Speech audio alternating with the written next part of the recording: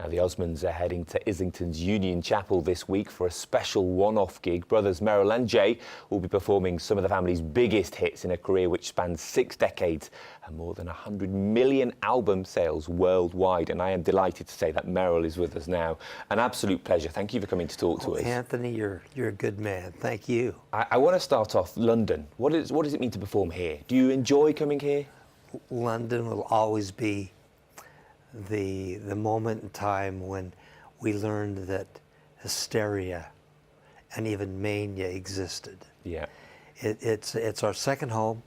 We've had more incredible experiences here than anywhere in the world. This is where we met Paul McCartney. He gave us all kinds of advice, and I don't know, we just love it here. I mean, we talk about Beatlemania. What about Osmond mania? Yeah. That exists. You've had fans this morning waiting for you. Yeah, you know, again, I go back to Paul McCartney. He told us at the George V Hotel in France, he said, "You guys are experiencing mania." And we didn't know the difference at the time. But it was. All the footage that has been shot over the years has been shown to us now. Fire departments blowing people out of the streets, to people climbing the buildings, people mailing themselves to us. Yeah. I mean, we've had some experiences that a lot of people haven't had. Those are tales which, you know, very few people in the world can tell. You know, Yeah. to experience that. When you're in the midst of that, it's probably hard to tell that you are the source of mania. Is that fair? Yeah, well, true. I mean, if you ask any Osmond, especially during the 70s, we almost lived like in a bubble. Everything was protected. Nobody got into the bubble. We maintained our work ethic. We recorded a lot. We performed a lot. And we didn't see everything that was going on outside it.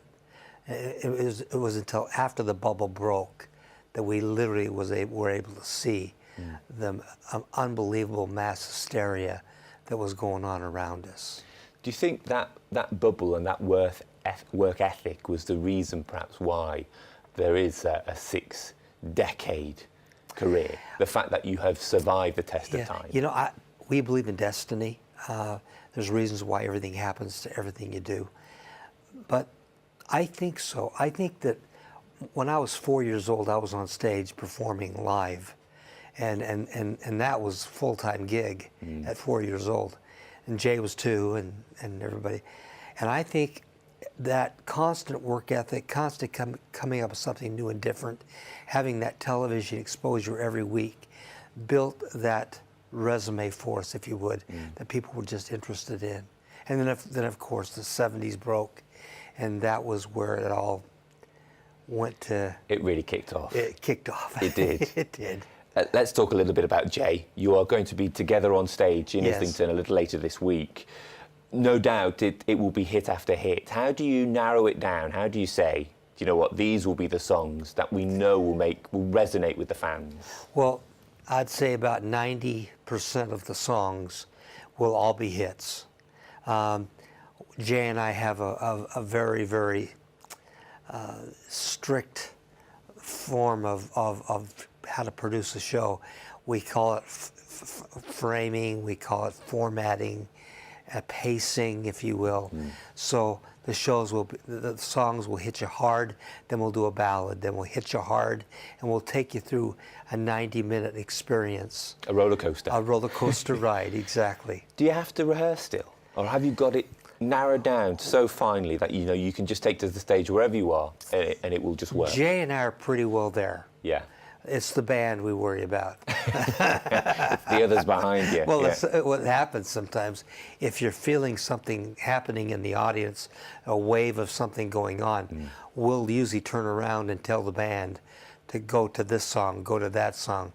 And if they're not prepared, then it gets a little bit weird. Yeah. But we're known to change shows in the middle of the field. Well, you've got to mix it up, haven't you, and keep the band on their toes. Oh, yeah. Yeah. And keep them with you. Do you have sibling rivalry within the Osmonds? You know, Marie, I think in an article said you were the most talented. Now I'm going to say she's probably right. You know, when you're all in the same business, sometimes there can become some professional issues. Like the radio stations can only play like one Osmond record a month. Well, there's a bunch of Osmond records going out With there. other content, isn't there? Yeah, and it's not us. It's not the brothers or the sister that get after each other. It's the management, the agencies, the PR, all those people.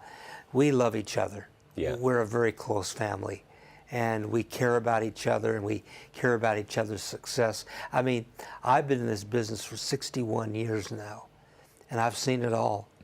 And I've seen the good times. I've seen really bad times. Where the family lost millions and millions of dollars at times, and then we got it back up again. We've been on a massive roller coaster ride in all elements and all emotions you can imagine. In those darker moments, what is it that keeps you going? Our faith that we're doing the right things. When I was a little teeny boy, I remember I got a blessing from what we call the stake president.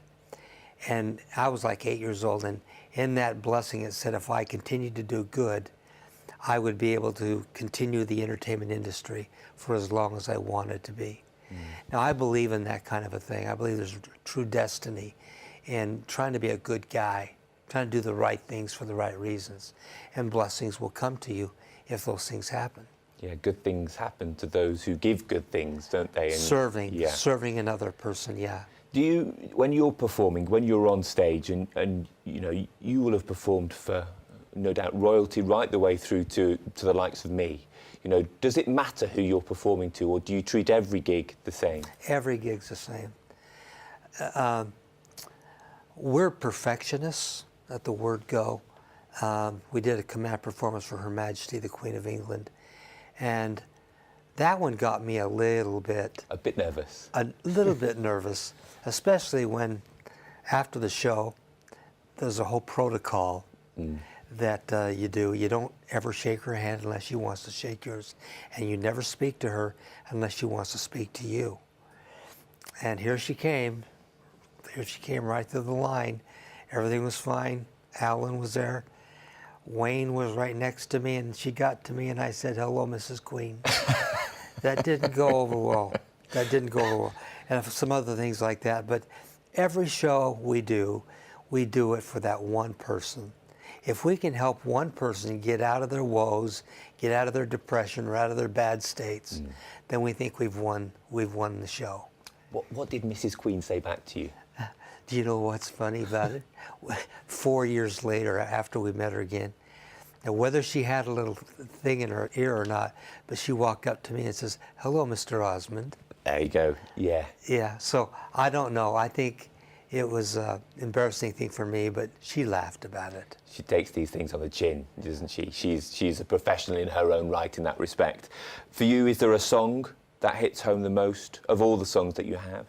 Is it Crazy Horses? I think Crazy Horses will probably be the one that'll go down in history as the one that was the retro one that turned things around for us.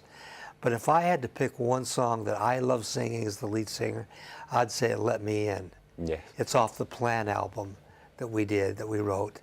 But there's been so many songs that's in that hit right there that I sang lead on, and all the brothers. We've had an amazing journey over 61 years.